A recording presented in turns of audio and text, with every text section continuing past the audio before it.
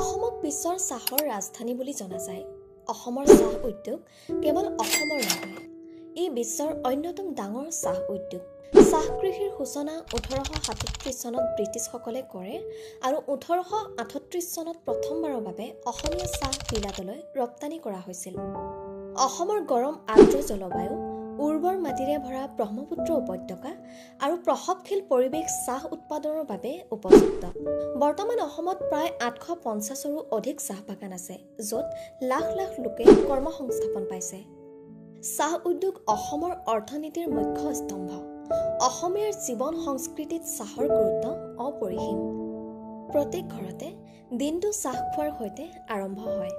তদুপৰি চাহ শিল্প অসমৰ চাহ জনগোষ্ঠীৰ জীৱন জীৱিকাৰ মূল আধাৰ।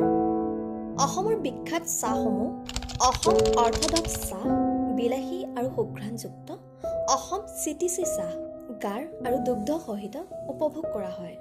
চাহ উদ্যোগৰ কিছু সমস্যা: শ্ৰমিকৰ নিম্ন মজুৰি, বাৰ্ষিক বানপানীৰ প্ৰভাৱ, আধুনিকীকৰণৰ অভাৱ।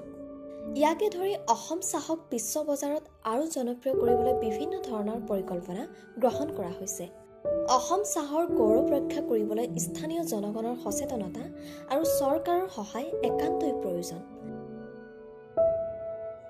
চাহ অসমৰ গৌৰৱ, অসম চাহৰ অভিমান।